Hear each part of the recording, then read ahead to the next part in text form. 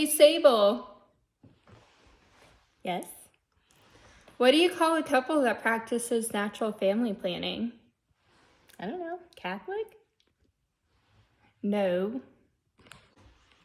Parents. Welcome to Sex Ed, Natural Family Planning. So what is natural family planning? Natural family planning is a method for preventing pregnancy based upon the physiological changes during the menstrual cycle and the functional lifespan of sperm and ova. The patient is educated to understand when they're in their fertile period so they can avoid vaginal intercourse or use a coital-dependent contraceptive method, such as condoms. So, what methods are used in natural family planning? There are a lot of methods that are used to determine when the ovulatory window is. Once the ovulatory window is identified, couples will either abstain from sex or use a barrier method.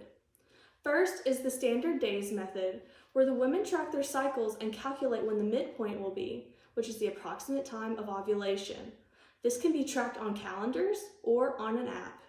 Next, a woman can check her cervical mucus in order to determine when she's ovulating. So after a cycle, her mucus will be thicker and a more creamy consistency, and then as it starts to get wetter and more slippery, that would signify ovulation. Next, you have the basal body temperature method, and that's where the woman will take their temperature vaginally every morning when they wake up, looking for an increase in temperature. An increase in temperature signifies the end of ovulation. There are also other methods that utilize a combination of the methods that we've already talked about. And there also are some device-assisted methods that are used, like mini microscopes that can detect ferning in the saliva when ovulating, or other fertility monitors like this one from Clearblue. So why do people use natural family planning? Surveys and behavior research shows that individuals choose to use natural family planning because of concerns of side effects and health consequences of using contraceptive methods like birth control. Also, religious beliefs tend to play a role. So how effective is natural family planning? So perfect use failure rate during the first year range from 0.4 to 5%.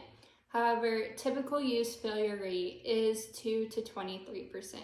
What are some advantages of natural family planning? Well, for one, there are no hormonal side effects. There are also no interactions with other medications, and it is acceptable to all faiths and cultures. Now, what are some disadvantages? One, there's no protection against STDs. It also requires a high level of compliance to be effective, and there are contraindications. So there are some patients who can't use it. So patients who desire a high reliable contraceptive are not good candidates. Patients who have irregular menses or they're unable to track their menses are not good candidates. And also, if you do not have a supportive partner, you're not a good candidate. So how easy is it to do this? This can range a little bit because price can play a role. It can be free, but it can also be a little bit pricey on the front end with all those fancy thermometers and fertility tracking devices. And also, access to the appropriate education is vital to the efficacy of these methods also.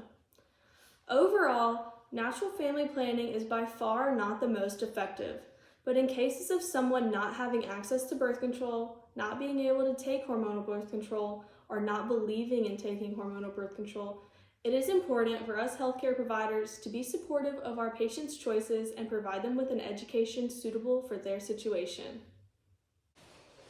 Sable's all into her cervical juice. I am ovulating. This